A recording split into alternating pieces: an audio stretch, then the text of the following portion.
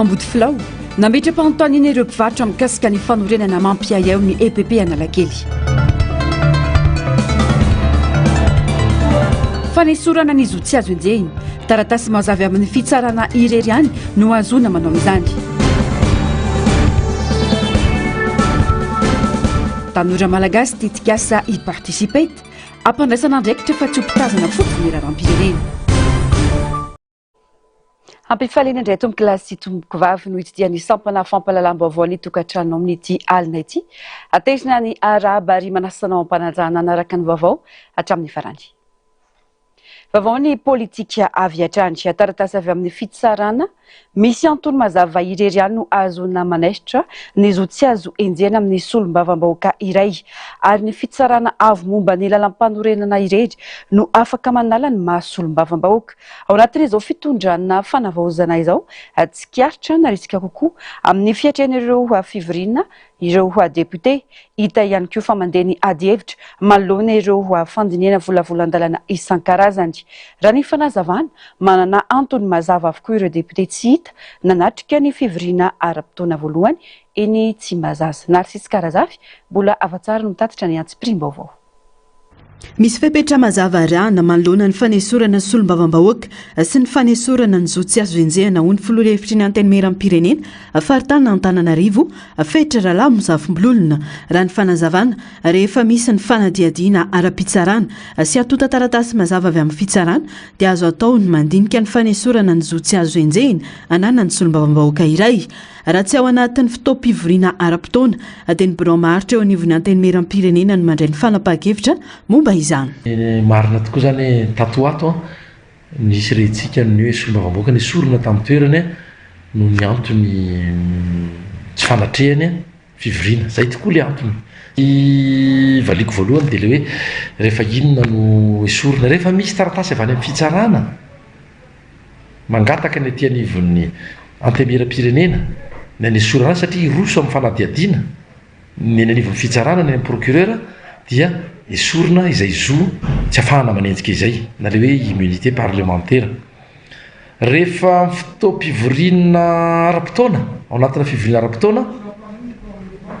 dia ny tsy maintsy mandalo fivirim-be ny fanesorana an'izay immunité parlementaire zay na zotsy azo enjehana izay. Fa rehefa amin'ny fotoana ivelany amina fotoana ivelany na fivoriana ara-potoana dia ny birao maharitra ihany no miandraikitra an'izay, zany hoe fivorian'ny birao maharitra no manaisitra izay immunité parlementaire izay. Ny fitsarana avy momba lalam-panorenana irery ihany kosa no manana fahefanana foana ny mahasolombavam-bahoaka ny olom-boafidy iray ny tsy fahatongavana mivory tsy misy antony mitombona sy voafaritra dia mety hiteraka fahaverezan-toerana antony telo ihany mantsy no azo ekena ny tsy fahatongavana dia ny famonjena raharam-pianakaviana ny antony ara-pahasalamana voamarina amin'ny alalan'ny taratasy avy amin'ny dokotera ary ny iraka manokana misy ordre de mission. Raha mandeha ny fitsarana nandeha ny fanadiadiana ka voapirofo kosa voapirofo fa madio le solombavam-bahoaka rehefa nesorina zany ny immunité parlementaire dia miverina aminy ho azy iny verina ho azy aminy iny ka rehefa miverina iny nefa misy fatao hoe fanadiadiana fanampy ny sanatriavina mbola misy zavatra mety hanenjehana azy dia voatery asorina indray mandeha izay immunité parlementaire zay. Ohatran'izay amin'ny ankapobeny ny ambangivangony ny fombafomba inona ho ianao teo koa ny antony hanesorana azy azay fanesorana solombavam-bahoaka rety resahako ty fa mialatsiny mety soro-menoatra ny resako rehefa tsy mitombona tsy voafaritra ao anatin'ny fitsipika anatiny raha tsy diso telo ihany no antony mitombona atao excuse ekena noho ny tsy fahatongavana solombavam-bahoaka mivory manatrika fivoriana ara-potoana ka rehefa tsy tanteraka eo ka tsy misy na indray mandeha aza fanatrehana zay fivoriana zay nefa tsy ao anatin'ireo anankitelo ireo dia miroso afaka esorina tonazo an'ireo solombavam-bahoaka hafa misy vitsivitsy teo voatery nosoloana n'ilay mpisolo-toerana manarakaraka azy nandritra ny alina teo. No mafisin'ny filoha lefitra ny faritany Antananarivo faravantany voavita ny fanadiadiana ka tsy hita hoe meloka ilay solombavam-bahoaka dia averina aminy ny fisitrahan'ny zotsy azo enjehina hita nandritra ny fitondrana fanavaozana fa maro ireo solombavam-bahoaka ny maneho ny fahavitriana amin'ny fanatanterahana ny andraikiny amin'ny alalan'ny fanatrehana ireo fivoriana eo anivon'ny antenimieram-pirenena. Mahakasika ny fiainam-pirenena miantoka ny tsisy ny krizy eto Madagasikara intsony fametrahana rafitra matipaika aoriany fokonan-doham-pirenena hoy ny mpanao politika. Efa zava-dehibe ary mahavelom-bolo ny nanavaozana ny mandat nomena ny FFKM hitarika izany noho izy ireo heverina fa hiantoka ny tsy fiandaniana amin'ny fandraisana fanapahan-kevitra. Mahita kosa anefa ny olom-pirenena eny fotony fa ny rehetra no mila mandray anjara ao anatin'izany fokonan-doha izany tsy atopitra miono ho azy ireo fa indrindra ametrahana miaraka ny rafitra tantanana ny firenena makany amin'ny tena fampandrosoana. Tsy tratra anefa izany raha tsy ny olona mihitsy no miova fanao hoy ny fanazavana mitaky fampiaran-dalàna ihany koa ny zava-misy. Fanampanazavana eo amin'ny sary tsirindran-tsariny Mathieu Princy. Mahavelom-bolo ary azo antoka ny fahombiazan'ny fokonan-doham-pirenena izay ho tanterana eto amin'ny firenena taorian'ny fanamafisana ny fitondram-panjakana indray ny mandat nomena ny FFKM hitarika izany ho ny mpanao politika. Manana ratsy amangaka maro eny fotony FFKM ka heverina fa amoaka sy tatitra ny tena etahitam-bahoaka. Azo antoka ihany koa ny siny tsy fiandaniana amin'ny fanatanterana izany ho ny fanazavana amin'ny matompon'ny fahamarinana azy ireo. Teo efa somary savorivory mametraka fanontaniana ny olona rehetra zany hoe ahoana marina fandeha ty concertation nationale ty fiaonam-pirenena ty iza ihany mbola ny FFKM ihany ve no hitarika azy sa ny ministera ny fanavaozana mipetraka dao zany zay fanontaniana zao zany dia mazava le resaka fa dia ireo ray aman-drenam-panahy zany no hitarika ny fanatanterahana anio fiaonam-pirenena io. Zareo no tompon'izany fahamarinana zany de azo antoka fa isy ny neutralité isy tsy fiandaniana na ny atsy na ny roa amin'ny fanatanterahana nio fiaonam-pirenena io dia izay hoe arabasoa arabatsara. Miantoka ny tsisy ny krizy intsony eto Madagasikara ny fametrahana rafitra matipaika aorian'ny fokonan-doham-pirenena izay hevitra ho tapahany rehetra ho ny fanamafisana. Tokony ho mailo ny rehetra amin'izany ary ho tena mpandray anjara mavitrika. Mila fanapahan-kevitra ihany koa izany mba tsy hizotra amin'ny lalan-diso intsony ny firenena. Zay tena zava-dehibe zany zay le hoe tsy tokony hisy intsony ny krizy eto Madagasikara manomboka izao. Ary miantoka an'izay tsy fisiny le krizy intsony dia fametrahana an'le rafitra matipaika aorianan'io concertation nationale io. Zay no hitanay fa tsy azo akena intsony tsy mety intsony ary zay tokony amailo ny rehetra mihitsiny amailo ny rehetra mihitsiny andray anjara amin'izao fiaonam-pirenena zao ary tsy asiana mialatsiny amin'le tevahiny tsy asiana sentiment mihitsiny io tsy asiana sentiment mihitsiny io na kely aza satria zava-dehibe ho an'ny firenena ty ndre mitorako ty tsy ohatran'ireo rehetra zay nandalo taloha teo zany somary namavanana sy ny karazana zany fa izao de tokony samy mailo ny rehetra ary entitra amin'ny fanapahan-kevitra mba tsy ho diso lalana intsony manomboka izao. Ny rehetra no mila mandray anjara ao anatin'ny fokonan-doham-pirenena ho ireo olom-pirenena eny fotony. Tsy jerena tavana sokajin'olona mba tsy hatopotra almiono azy ireo fa indrindra ametrahana miaraka ny rafitra hitantanana ny firenena makany amin'ny tena fampandrosoana. Mila ialana ihany koa ny fomba fisainana tsy mivakilo hoy izy ireo. Ny olona zany tsy de tahitra amin'io fa ny olona zany hoe tonga de le mazimaziny ny olona fa rehefa atsonany ny olona hoe andao tsika no atsona ny olona hamoaka hevitra sy ny ohatr' zany ny olona tsy tonga de tiako tenena zany hoe ao anatiny samie zany mba maneho hevitra tsika hoe zao mba tiako hoany vanany ty Madagasikara ty de zao samy maneho hevitra de atambatambatra moa zay hevitra zay zany hoe fahavitrihana mamonjy mandray anjara amin'izay concertation nationale zay zany tena takina amin'ny olom-pirenena tsirairay ho avy amin'ny firenena malagasy mihitsy moa ny tanjontsika amin'io hoe inona ny tokony atao amin'ny ho avy amin'ny Madagasikara zany taloha hitako hoe mety satria efa nanomboky ny FFKM mamaly de hitako hoe tokony hizotra laminy atsakasy andavana zany ny andraikitra zany tokony ano hevitra daholo ny olona rehetrarehetra hoentinao anatin'le fokonan-doha de zay hevitra tapakoa ny be sy maro no tokony tanterahana ao anatin'le izy tsika moa io le repoblika fahadimy de ny andrasana amin'io zany mba hiova daholo ny resaka ao anatin'ny sosialim-bahoaka ny fiainam-bahoaka ray manontolo mihitsy ny fifidianana moa madiny tsy maintsy mandeha mihitsy ny amin'izay hatrany amin'ny sefoko tamy tokon'ny andeha daholo le fifidianana raha amiko manokana tena ohatrany hoe le zolany le vahoaka mihitsy zany no ho atao fa tsy le olona tondrotondrona ohatran'le ohatrany hoe any aminay zao le fokotany hoe ohatra dia olona voatondrotondro tsy fantatra hoe tsy mipetraka amin'ilay fokotany koa dia tsy mety ilay votonana le fa ohatrany hoe le olona lany bahoaka mihitsy zany tokony hipetraka eo raha fahalalako zany hoe safidy-bahoaka zany no tena rahasalamiko dia safidy-bahoaka ny tena mety. Ankoatra io ho avy ny firenena no doniana sy hojerena mandritra ny fokonan-doham-pirenena ka ny hevitry ny maro no ampiarina orin'izay.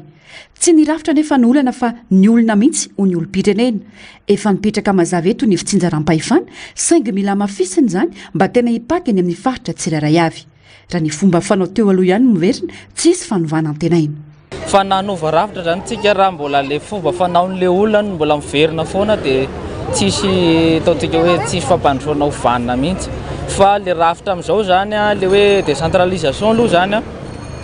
efa rafitra hitako hoe tsara izy io fa atao tena hoe effective zany ampanarahana an'le hoe ara-teknika, ara-personnel, ara-bola dia tena hoe ampiakarina mihitsy ny vola tokony alefa any amin'ny vondrom-bahoaka tsinjaram-pahefana reny dia ny contrôle fotsiny no atao mafy ny contrôle ara-teknika na contrôle financier zany any no atao mafimafy zany fampiarana lalàna tsisy ankoatra ny fampiarana lalàna antsika ne maro be ary tena maro reny lalàna reny tena hoe mahasoa antsika reny raha piarina fa tsy fampiarana reny zany mahatonga antsika toy. Saika efa miroso amin'ny fikonan-direo sehatra samihafa eto amin'ny firenena amin'izao fotoana izao mialoha ny itondran'ireo hevitra ireo amin'ny sehatra nasionaly.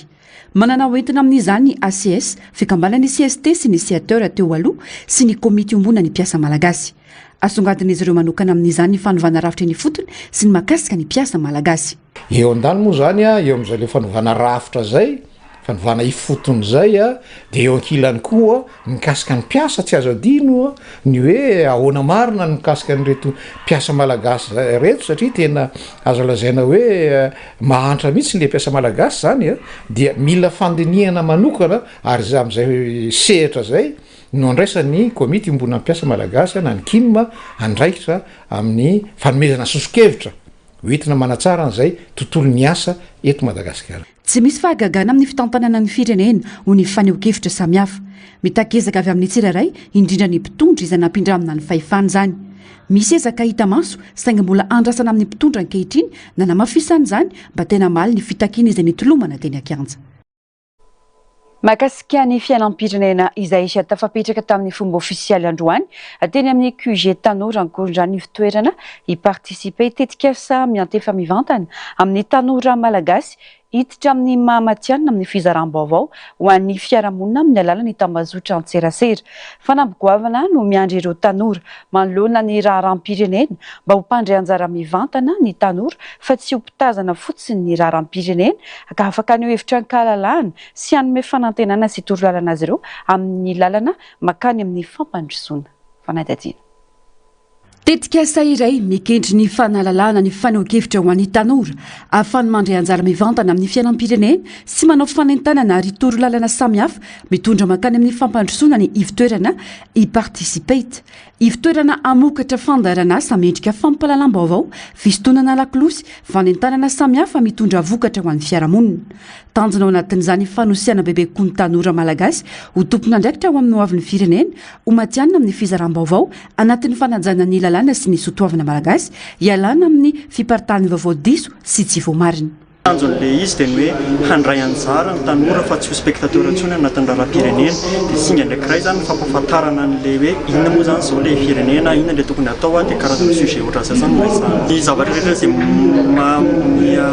mikasika ny tanora rehetrarehetra tsisy hoe inona manokana fa ao anatiny aloha zany fandraisana anjara ny olo-pirenena amin'ny raharam-pirenena zay aloha zany no anisan'ny horesahana ny resaka fifidianana ny resaka ihany koa ny fandraisana anjara ny olo-pirenena amin'ny eny fiarahamonina sy ny resaka saina mozika sotr'izany. Mandalika io ndalana goavana ny firenena ankehitriny indrindra anatin'izao fanavaozana sy fanovana eto amin'ny firenena izao. Manampy betsaka ireo ezaka hirosona amin'izany ny fametrahana ity tetika asa ity hoy ny ministry ny tanora. Voakasika izany manokana ny dingana amin'ny fiatriana ny fikonan-doham-pirenena sy ny fiomanana amin'ny fifidianana ho avy. Everina ho fanohitra lehibe ary manana andraikitra amin'ny fanabeazana sy fanomezana vaovao ara-potoana ho an'ny fiarahamonina ny tanora izay mandrafitra ny 700 mahery ny mponina eto Madagasikara. Tetika izany zavatra hita vaovao tsy marina, tsy voamarina, tetika lasa miparitaka ao anatin'ny fiarahamonina antsika dia izay ny antony nametrahana zao programa zao. fahatelo farany dia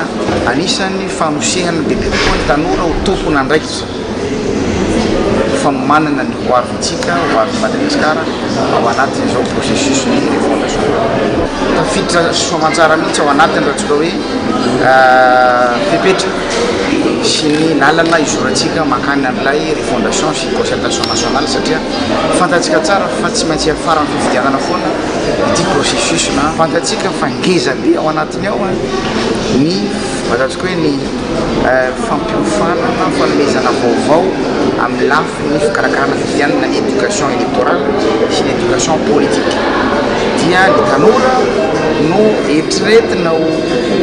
ivo ngeza be ao anatin'izay processus électoral zay ka ingarina zany mba anisan'ny fitaovana anankiray koa hoentina mitaiza hoentina atao hoe manome vaovao ara-potoana ny tanora momba ny processus électoral ny fikarakarana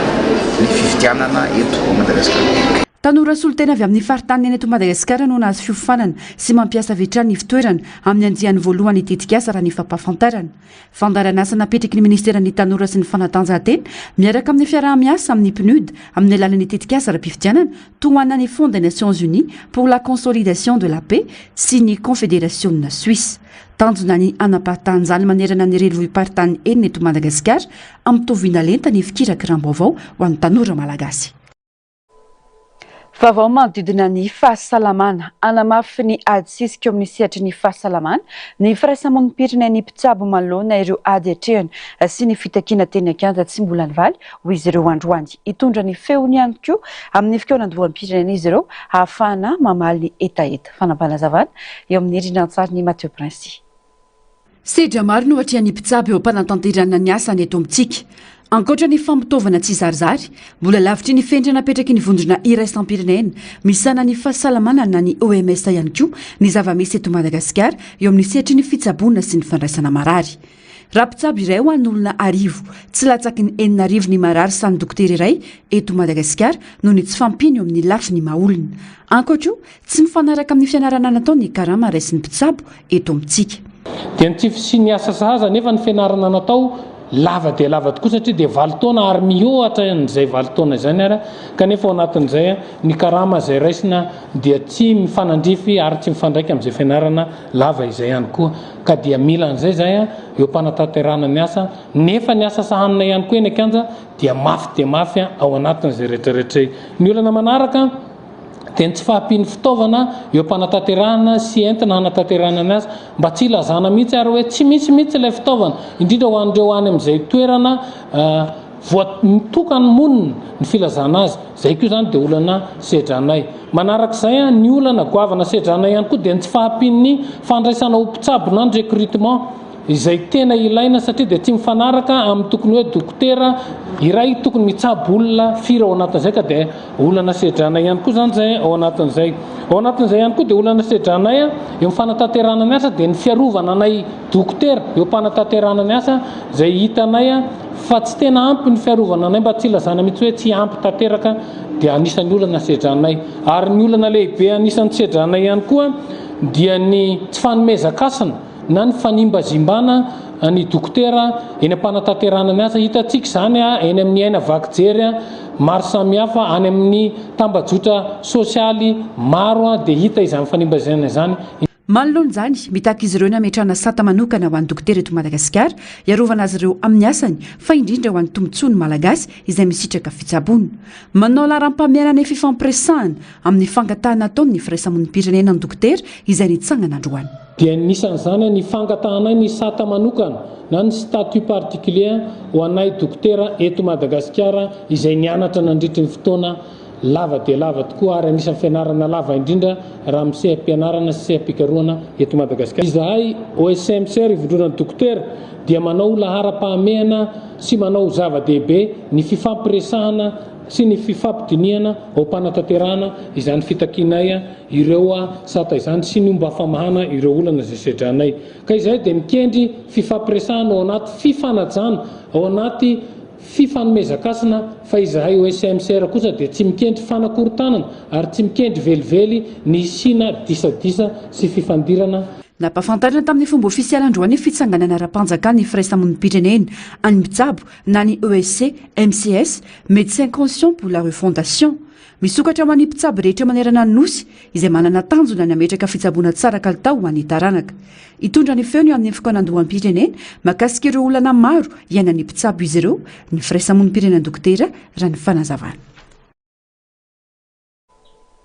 Lafim-baovao hafa kosa indray tapaka nandritra ny atrikasa ny fanakalozan'ireo mpisehatra amin'ny fifamoivoizana androany afa hiverina hanao ny asan'ireo polisy misana ny fifamoivoizana rehefa nato nandritra ny fotoana naharitra ny fantohana ny fanentanana sy ny fanabeazan'ireo mpampiasa lalana nandritra izany fiatoana izay manomboka eto kosa dia iroso ny fampiarana lalana ary hoentitra ny polisy-pirenena malohana ny tranga fandikana ny lalana mifeny fifamoivoizana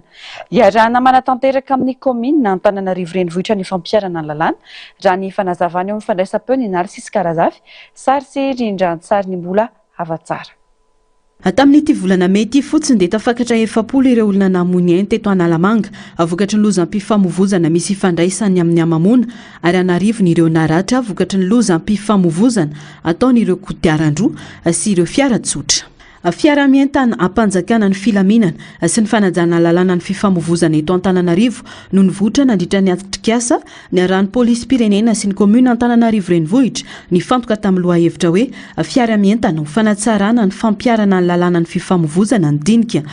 tanjona ny famerenana amin'ny laona ny fifamoivoizana eto an-drenivohitra sy ny asan'ireo polisy de la route ny fanamafisana ny fanaraha-maso ary ny fampiarana entitra ny lalàna ho an'ireo mpampiasa lalana rehetra tsy ekena itsony ny gaboraraka sy ny tsy fanarahan-dalàna eto Antananarivo hoy ny filohan'ny delegaciona manokana satria misy fiatraikany mivantana amin'ny fiainan'ny mponina sy ny toe-karena ny fitohanany fifamoivoizana. Rehefa misy fandraisana andraikitra memenina ny olona. Ahoana moa ny ataontsika satria mpivarotra ny resaka tenina raha ireo mpandeha tongotra na mpandeha fiara izay voabahabany eny amin'ireny misy tseny ireny raha izareo indray mba hitokona hisakana an'ireny tseny ireny mba azontsika saina aneritreritra hoe na zavatra hitranga. Izay no anamafisako ary isariako ny vahoaka rehetra monina eto amin'ity tanàna ny Antananarivo ity. Aokontsika mba samy anaja sy hifampifehy amin'izay fanarahan-dalàna izay satria raha tsy tanàna manana lalàntsika raha tsy tanàna manana disiplinitsika aza mieritreritra fa androso na isy an'izay fiarahamonina amin'irindry izay satria betsaka ihany ny tsofaly amin'ny zavatra hoe raha ahoana moa ny ekenareo ireo mpivarotra dia hipetraka eny amin'ny trottoir nefa izay fiarakodia ohatra amin'ny bus fotsiny izay tsy avenareo mijanojany eny ampovoan'ny arabe amin'izay tiana hijanona fa efa misy lalàna eto amintsika izay mame ny fifamoivoizana misy ho an'ny tsena misy ho amin'ny mpandeha tongotra. Tsy misy olona ambony lalàna eto amin'ny Republikan'i Madagasikara ho kosa ny tale jeneralin'ny polisy-pirenena isy arak'izany ny fampiarana ny sazy ary hitovy izany ho an'ireo rehetra mandika ny lalàna ny fifamoivoizana na olon-tsotra na mpitandro ny filaminana na olom-boafidy no mafisiny fa efa nisy niezaka fanabeazana sy fanentanana natao nandritra ny fampiatoana ny polisy de la route ka tafiditra tao anatin'izany ny fanofanana ny mpampiasa lalàna rehetra toy ny mpamiry fiarakaretsaka ny taxibe taximoto kodiaran-droa ary ireo mpandeha an-tongotra. Anatin'ity atrikasa ity dia misy commission anankitelo, commission juridique. Hojerena hoe sao dia lalàna ve no tsy misy manenjika an'ireny mpandika lalàna eny sa hoe sao dia tsy entitra ilay lalàna ary izany ny antom-pisiny ilay solombavam-bahoaka teto Andohany nanafika an'izao atrikasa izao dia ahafahana tongotra sy ahafahana zareo koa manova ihany koa izay lalàna anitsiana ilay lalàna satria sao dia mba ilay lalàna maivana kely ilay sazy ka mahatonga ilay olona mbola hanao foana miaraka izany ny sensibilisation sy prévention sy fantsiana sy fanamafisana ny lalàna fa ilay tianao tenenina raha azoko tsara dia hoe ahoana mikasika amin'ny polisy mpandika lalàna efa namibaiko ny tenako amin'ny mataly ijerana polisy-pirenena fa hoentitra ny fampiarana ny lalàna ho amin'ny polisy rehetra manerana Madagasikara izay mpandika lalàna ary hoentitra ihany koa izahay ho amin'ny mpandika lalàna rehetrarehetra ho an'ny mpandikana ny lalàna fifamoivoizana tsy misy olona zany ho ambony lalàna na iray ary eto amin'ny tany sy ny repoblika. Entitra ihany koa ny fangatahana fanarahan-dalàna amin'ny fampiasana fitaovana manokana toy ny girofara sy ny convoi satria tsy midika ho fiara manana lahara-pahamehana avokoa ny fiaran'ny solombavam-bahoaka anomboka eto amin'ny faritra Analamanga ny fampiarana izany ary no mafisy ny solombavam-bahoaka fetra raha lambozafimbololona afa tokony hanaja izany avokoa ireo solombavam-bahoaka rehetra. Izahay mahazo mampiasa kokarda na le jiro telo loko iny afantarana fa amina iraka ofisialy na rehefa mandeha izay fa iny akory tsy midika hoe véhicule prioritaire izay zany hoe afaka mandeha andeha amina sens interdit andeha anitsaka any ambony trottoir andeha any amin'ny lalam-pandeha tongotra tsy izay midikan'iny ny manana voiture ouvreuse ihany sy taritin'ireny moto reny zany hoe lehibe anandrom-panjakana izay ihany sy ny ambulance ary ny mpamonjy vola sy ny olona tena manana asa mitondra marary mitondra maratra miakina manay zay ihany no afaka manao an'izay ny ohatra tsara zany dia tokony omeny ny avy aty ambony indrindra izay olo voafidina ny olona tompony andraikitra ny avy aty ambony ny tokony mameny ohatra dia rehefa misy ny mbola miseho milaza fa tsy fantatraoka za dia azonao atao ny mitarina makaty aminay ohatra bromaritra antemirapina sanatria misy solom-bavam-bahoaka zay le miseho milay no fomba fiteny fanapa-kevitra maro no tapaka nandritra ny atrikasa ny arahan'ireo mpisehatra amin'ny fifamovozana androany aka isan'izany ny fanesorana ireo fiara maty tsy mihetsika intsony antaonany maro eny amin'ny arabe omena herinandro ireo mpisehatra amin'ny fitanterana sy ny fifamovozana mba hiomanana raha ny fanazavana aorian'izay dia ho avy ny fanazaziana ho an'izay mandika lalàna fanidina andalambe ireo mpivarotra manodidina ny Brony Cisco Antananarivo izay sady misy ny EPP Analakely androany. Nambaran'ireo mpivarotra fa misy ny fananganana foto-drafitrasa mampiayay ao anatin'ny EPP Analakely ary misy ny fananganana boxa vaovao ka ina ny fanesorana azy ireo amin'ny toerana fivarotany. Teny an-toerana nanangona ny vaovao Narcisse Karazafy Simbola afatsara. Efa roa volana izao no nisian'ny fanorenana ao anatin'ny Brony Cisco Antananarivo sy ny EPP Analakely tsy manaiky ny fanorenana boxa vaovao fivarotany eo amin'ny faritry ny EPP Analakely ireo mpivarotra manodidina n'Amboto Filao. Fotoana no niesanay teto ny varotanay teto namelomanay anty ny teto mbola tamin'ny lalao Ravalomanana zany dia efa napetsaka lalao Ravalomanana teto zay. Sy malala an'izany zao malala fa misy tsy malala an'izany koa. Misy ny fifampiresahana tamin'izany fa tsy mety milaza marina mihitsy iry zareo fa olaka foana le majinika ndana aloha miverina fa ohatran'izao tonga an'izay makatsy taratasy mazava ny ilainay fa zay ndray tsy mila an'le hoe fa io zany tsy misy ole tsisy hoe tena hoe andraisanao mazava anazy tsara mihitsy zany hoe ahoana marina ny tena marina amin'le izy fa mandeha tsy ampiasa miasa ao anatin'io société anankiray io satria fa société an'olona zany aloha ny zava-misy hoe société an'olona io. Notapahana ihany koa ny azo be mahamboty filao an'ity toerana ity izay ao amin'ny faritry ny sekoly nisy ny fangatahana fionana tamin'ny filohan'ny délégation manokana tanàna nangatahana fanazavana mikasika izao zava-misy izao saingy ambaran'ireo mpivarotra fa narirariran'ireo mpiasan'ny commune izy ireo. Veny zavatra misy eny fa na dia hatraminy atao hoe vakokara zay nahamboty anamboty filao dia tapahana mihitsy noho ny resaka business dia zay zany tompoko mba miangavy sy miantso ny tompony andraikitra rehetra zay raha ohatra ka hoe misy ny akorde amin'ny fanjakana sy ry zareo ka tsy mahakasika ny mba asa fivelomanay tsy maninona zay fa raha ohatra kosa tompoko ka hoe ho atsangana le resaka boxa de commercial dia hoesorony zay mpivarotra majinika dia ho ampidirina ankarana sy ny sonosy ny mpanao business mba aminay kosa tsy mety zany. Miantso ny filohan'ny délégation manokana ny tanàna n'Antananarivo sy ny filohan'ny fanavaozan'ireo mpivarotra mba hijery akaiky ity raharaha ity satria ho potika tanteraka ny fidiram-bolan'izy ireo raha esorina amin'ny toerana hivarotany ireo mpivarotra ireo. Tena zany tompony andraikitra manao an'io zavatra io fa izy misy mpamatro vola anazy zany dia sinoa dia io iaritiry io zany mifampiresaka anay tao amin'ny lapan'ny tanàna tompony andraikitra fikambanana miela gasy mpamatika io. Antso fanavaozana satria ianao tany atolera ianao ny teny hoe niza mikitika fianarana dia hogadraina ka ankehitriny izay vahoaka majinika tamin'ny andro be ny tanàna lalao Ravalomanana namianay teto ary efa ela izay ny teto ary tonga teto izay mbola tsy hoe voaroaka akory na hoe atao inona ka mitakony zony satria izay vahoaka majinika zanakay ny tombotsoana eto ny tena heretana eto ny zanakay reo tianareo any an-dafy dia ny zanakay koa mba tiana hisitraka koa gasy Madagasikara amin'ny malagasy dia aleo koa zay mba hisitraka ohatranareo miady seza ao ambony ao dia tiako ny ameny kapokanay edivanay. Atao aorian'ny fanadihadiana natao no namantarana fa tsy ny komuna Antananarivo renivohitra ny manatanteraka ny fotodrafitrasa fa fikambanana tsy miankina iray izay nanambara fa fiara-miasa amin'ny EPP Analakely ny fanatanterahana ny fotodrafitrasa ho fanatsarana ny EPP izay tsy nisy fanamboarana nandritra ny 7 taona tanjon'ny fikambanana ny anatsarana ny Brown Drain Analamanga sy ny tanàna n'Antananarivo.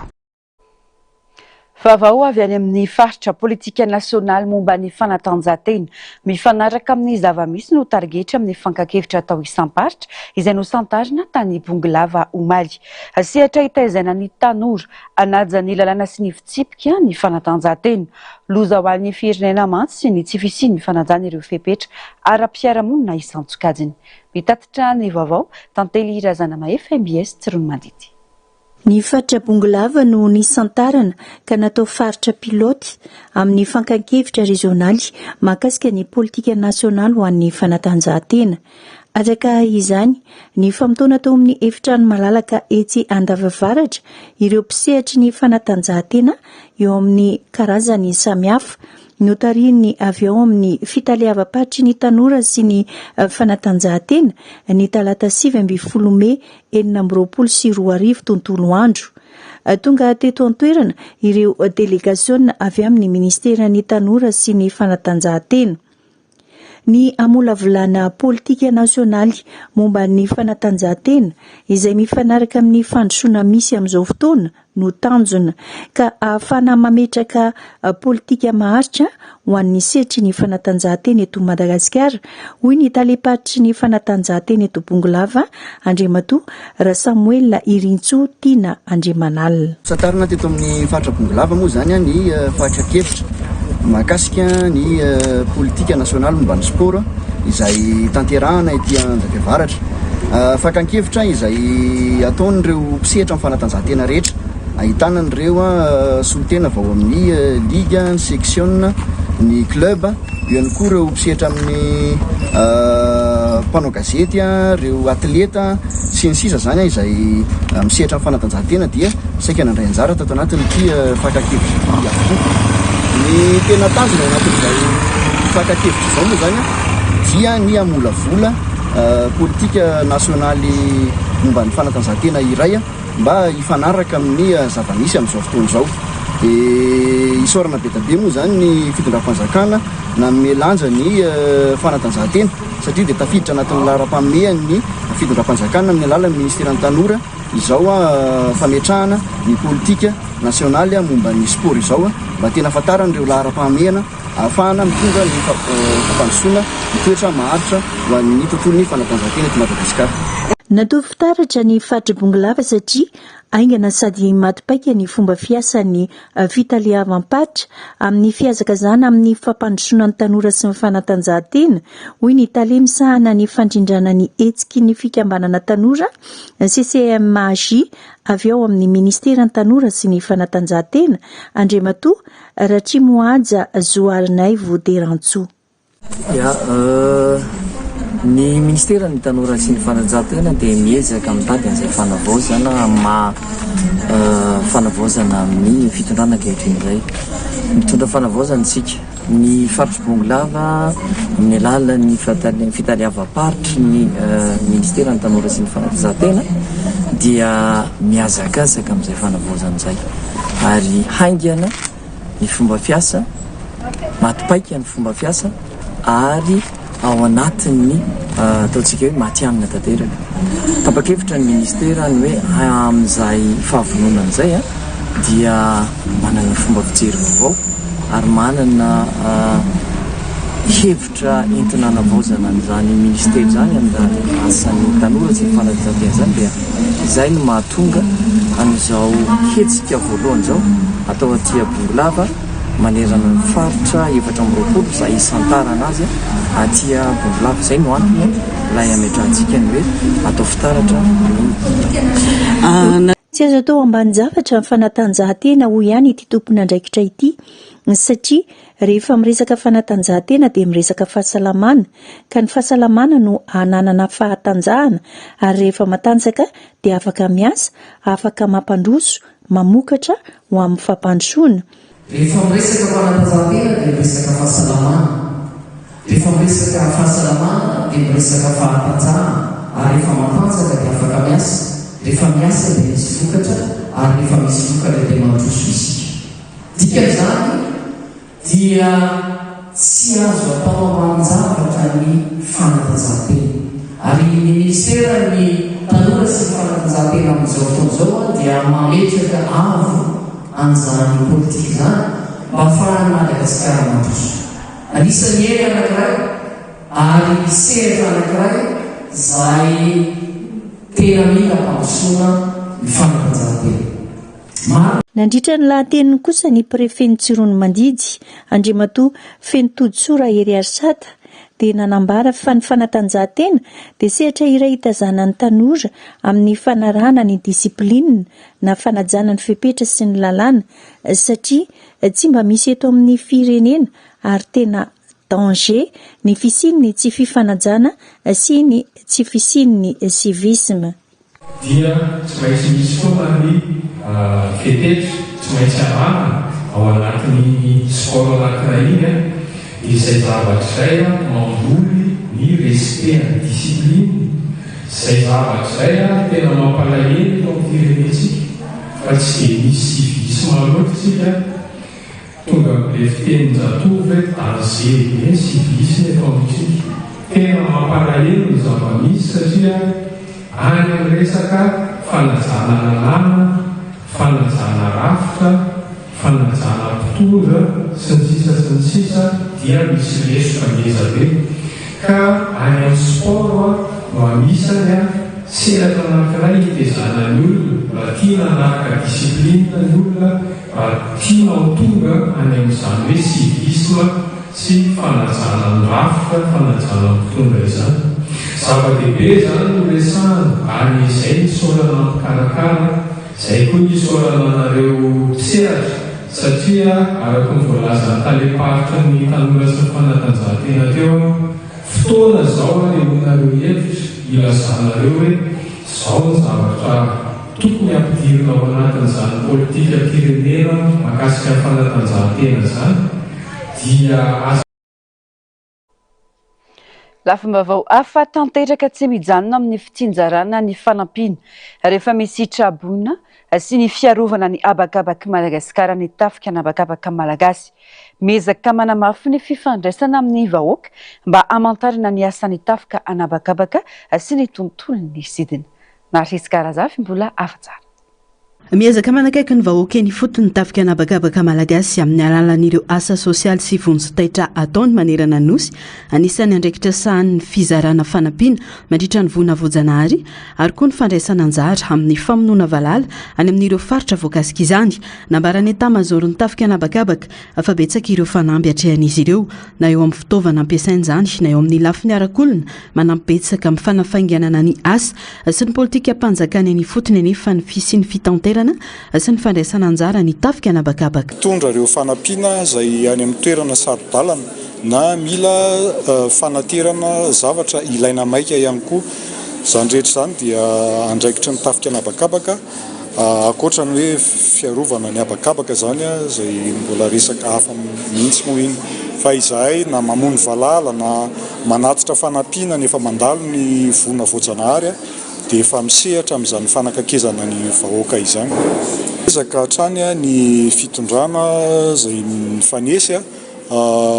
manampy ny tafika anabakabaka amin'ny fampiofanana ny fanomezana fitaovana, satria dia raha tsika mahita fa midadasika ny nositsika ary ny fananana ny tafika anabakabaka dia manafaingana ny asa izay tanterahan'ny gouvernemanta sy ny mpitondra firenena. Etsika iray Anna Maria ny 520 taona ny tafika anabakabaka ny Aero Expo ampafantarana bebe kokoa ny asan'ny tafika anabakabaka amin'ny sarababem-bahoaka, tanjona ny anokafana varavarana ampafantarana ny tontolon'ny sidina ary ny asa sahan'ny tafika. Anisan'ny sariana ny maro mandritra izany ny baptême de l'air, fotoana ahafahan'ireo olona mbola tsy nitaingina fiaramanidina iaina izany traikefa izany. Maro kokoa ireo mpanjay anjara akoatran'ilay hoe efa misy baptême de l'air izay ho karakarana ho amin'ny be sy ny maro. mety hoe tsy hanana occasion ianao isidina an'Antananarivo fa misy lalana efa voafaritra moa eny amin'ny abakabaka eny io zany mba occasion anao mba anaovana suivol an'Antananarivo. Maro mpandray anjara anatin'ny ady hevitra maro isan-karazany zao fampiasana an'izany drone izany. Isy démonstration na drone mandritran'io Aero Expo io. Maro ihany koa ireo école de formation araka ny teniko teo tsy niresaka hoe pilotage sy hôtesse ihany no misehatra amin'izany abakabaka izany fa misy ao na ny mpikarakara ny roplanina na ny fanadiovana ny roplanina na ny fitsirihana maro isan-karazany vao afaka manidina io roplanina io hatrany amin'ny resaka hoe tour de contrôle fikarakarana ny surface ahafahan'ny roplanina io mivezivezy io hitantsika amin'izany Aero Expo zany daholo. Ho tanterana ny telopolo sy ny raiky amin'ny telopolo meo avy zao etsy amin'ny escadron hélicoptère na ny bani teo aloha eny vato ny hetsika Aero Expo akarakara ny tafika anabakabaka. Maresaka avy any ivelany mametraka ny ayainy manoloana ny afaingana mpielezan'ny valanaretina Ebola ny tale jeneraly ny OMS namon'olona 30 mahery ary efa mahery ny 500 ayainy mitondra ny tsy mokaretina ao RDC raha ny tatitra farany. Ankoatrany ao Congo anefa dia nahitana trangana Ebola voamarina ihany koa tany Uganda. Manoloana izany dia nanambara mianara-pahasalamana iraisam-pirenena ny OMS ka manentana ny firenena rehetra hoentitra amin'ny fandraisana fepetra isorohana sy ifehezana amin'ny fiparitahan'ny Ebola. Fanampanazava. Ny souche antsoina hoe Bundibugyo hita voalohany tany Uganda ny taona 7 no melo-patranangana be ao amin'ny Repoblika Demokratika ny Congo ankehitriny. Manahy mafy fiparitahan'ny Ebola ao Congo ny OMS. Nilaza ny tany jeneraly Tedros Adhanom fa tena mampanany fa hafainganany fianak'ity valanaretina ity kanefa mbola eo am-panomanana ny fepetra raisina edina amin'izany no manam-pahefana ao RDC. Raha araka ny atotanisana ambara-ministra ny fahasalamana any RDC Samuel Roger Kamba tao amin'ny fahita lafim-panjakana ao Maltalata teo dia olona eny amin'ny 30 namony ainy vokatry ny Ebola ary misy tranga iahina mihitsy 310 hatramin'ny zomany makaty izany hoe tato anatin'ny herinandro latsaka kely. Raha loharamba vao ihany koa dia misy olona roa vao marina fa mitondra ny tsy mokaretina Ebola ao Uganda ka ny iray amin'ireo dia namony ainy tao andrenivohitra Kampala. Raha ny vaovao navoaka ny gazety iraisam-pirenena iray koa dia misy teratany Amerikana iray tratry ny Ebola ka nalefa notsaboina any Allemagne. Manoloana ireo rehetra ireo nanao antso amin'ny mianara-pahasalamam-bahoaka iraisam-pirenena na ny USPPI ny OMS izay miantso ny ananganana komety vonjy-taitra andinika izao toetra iray izao. Hatramin'izao mbola tsy misy ny vaksiny mahomby hiadina amin'ny valanaretina Ebola ary araka ny atotanisana navoaka ny OMS dia efa nahafaty olona mahery ny 5,000 teto Afrika ny Ebola nandritra ny 50 taona farany. Etsakilany ny antso fitoniana amin'ny vahoaka ny filoha Kongoly Félix Tshisekedi sady manentana ny rehetra mba hanaja ireo fepetra ho fisorohana napetraky ny manam-pahefana ara-pahasalamana. Ny angavy amin'ny vondrona amin'ny tapetiny amin'ny 23 koa ny fanjakana Kongoly ny anokafana ny serana paramidiny Goma izay nikatona hatramin'ny nahazon'ireo mpikopo toanandro andany tanàna tamin'ny volana janoary 2024. Ilaina ny fanokafana izany mba hanamorana ny ady amin'ny aretina Ebola. Andiana valanaretina Ebola fa 7 hatramin'ny taona 770 izao mamela ny RDC izao. Ny mafy indrindra dia ny fiparitahan'ny souche Zaire izay niseho tany amin'ny tapany atsinanana ihany tamin'ny taona 2012 ka hatramin'ny 2020 ka nahafatesan'ny olona 202. Ny cathédrale de marbre any Chili sy ny fomban-drazana Grika antsoina hoe Anasténariano afakely izany amintsika amin'ity anivo ity. Endrika radioloji voajanahary ahitana vatolampy miforona avy amin'ny carbonate de calcium ny cathédrale de marbre. Any amin'ny faritry Patagonie any Chili eo amin'ny farian'ny général Carrera no misy azy. Vokatry ny fikahon'ny rano ny vatolampy nandritra ny 10 taonany izay namorona lavaka, tunnel ary tsanganana misy endrika malama no nahazoana ny endrika toy ny marbre. Malaza maneran-tany ity toerana ity noho ny loko miavaka sy miovaova arakaraky ny hazavana sy ny haavon'ny rano, turquoise, fotsy ary volondavenona. Tsy azo ale afa-tsy amin'ny alalan'ny sambo na kayak ka mahatonga ny cathédrale de marbre ho toerana fizahan-tany sady sarotra ale nefa tena manintona. fomba nentim-paharazana malaza amin'ny fandehanana amin'ny arina mirehitra tsy misy kapa ny anastenaria. Fomba andrazana tranainy hitany amin'ny faritra sasany any Grèce sy Bulgarie izy ity. Atao mandritra ny fety ara-pivavahana ho fanomezam-boninahitra ireo olo-masina orthodoxe toa ny Saint Constantin sy Sainte Hélène. Mandritra ny fety dia mandisy mifalifaly ny olona ary misy ny antsoina hoe marche sur le feu. Izany hoe mandeha tsy manao kapa na kiraro eo ambonin'ny arina mirehitra eo an-tokotany. Mialohan'ny hamakivakiana ny afo, misy ireo fihomana ara-tsaina ataon'ireo mpandray anjara antsoina hoe anastenagide. Misy ny mivavaka sy nira nentim-paharazana tao. Avy eo izy ireo dia mandeha tsy manao kapa eo ambonin'ny arina mirehitra. Amin'izao fotoana izao, sady fombafomba ara-pivavahana, nolova ara-kolontsaina ary tena manintona mpikaroka sy mpizahatany ny anastenaria. Tapitra ny fampahalalam-baovao tombo-kilasy sy tombovavy. Mankasitraka anao nanaraka izany hatramin'ny farany. Mametraka ny veloma mandrapitafa indray.